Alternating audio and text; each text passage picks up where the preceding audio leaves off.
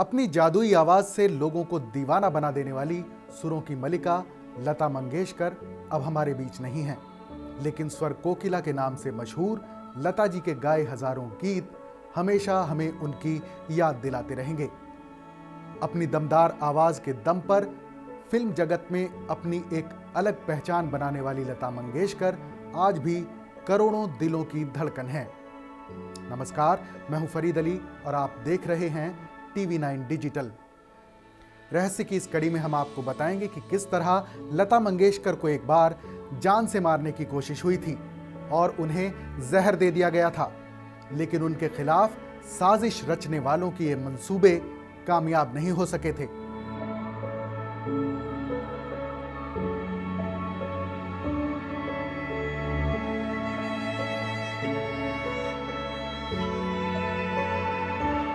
लता मंगेशकर के दुनिया भर में आज भी लाखों फैंस हैं। 30,000 से ज्यादा गानों को अपनी मधुर आवाज दे चुकी लता ने करीब 36 क्षेत्रीय भाषाओं में भी गाने गाए हैं।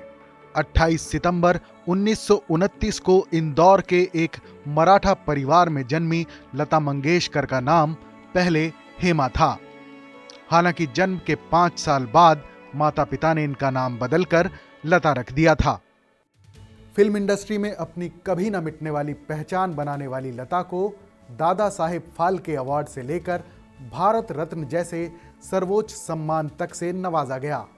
अपनी मीठी आवाज से लोगों पर जादू कर देने वाली लता मंगेशकर के जीवन में एक ऐसा वक्त भी आया जब उन्हें जान से मारने की कोशिश की गई। ये बात साल 1963 की है, जब लता जी का फिल्म 20 साल बाद के लिए एक गाना रिकॉर्ड किया जाना था। संगीत निर्देशक हेमंत कुमार ने इस गाने के लिए पूरी तैयारी कर ली थी, लेकिन रिकॉर्डिंग से महज कुछ घंटे पहले अचानक लता जी की तबीयत खराब हो गई। 20 साल बाद फिल्म के गाने की रिकॉर्डिंग से पहले लता जी के पेट में दर्द होने लगा।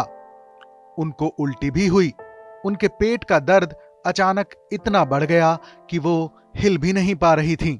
इस तरह अचानक लता जी की तबीयत बिगड़ने पर डॉक्टर को बुलाया गया। उनकी हालत काफी खराब हो गई और इस दौरान लता जी 3 दिन तक मौत से लड़ती रहीं।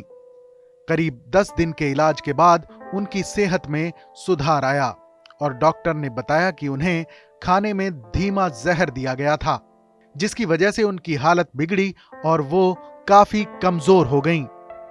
इस बारे में एक इंटरव्यू के दौरान लता जी ने बताया था कि वो उनकी जिंदगी का सबसे भयानक दौर था। इस दौरान वो इतनी कमजोर हो गई थीं कि 3 महीने तक बिस्तर से भी बेहद मुश्किल से उठ पाती थीं। लता मंगेशकर ने अपने जहर दिए जाने के दिनों को याद करते हुए कहा था कि हालात ये हो गए थे कि मैं अपने पैरों से चल भी नहीं सकती थी। लता मंगेशकर के मुताबिक लंबे इलाज के बाद वो ठीक हो गई थीं। उन्होंने बताया कि उनके फैमिली डॉक्टर RP कपूर और लता जी के दृढ़ संकल्प ने उन्हें फिर से सेहतमंद कर दिया। 3 महीने तक बिस्तर पर रहने के बाद वो फिर से अपने गीत रिकॉर्ड करने के लिए तैयार हो गई थीं। इलाज के बाद उन्होंने पहला गाना कहीं दीप जले कहीं दिल गाया था, जिसे संगीतकार हेमंत कुमार ने कंपोज किया था। लता मंगेशकर अब हमारे बीच नहीं हैं, लेकिन उनके गाए हजारों यादगार गीत हमेशा गुनगुनाए जाते रहेंगे। इस कहानी पर अपनी राय हमें जरूर बताइएगा। रहस्य की अगली कड़ी में फिर मिलेंगे किसी और दिलचस्प कहानी के साथ। तब तक देश और दुनिया से जुड़ी तमाम बड़ी खबरों के लिए देखते रहिए TV9 डिजिटल।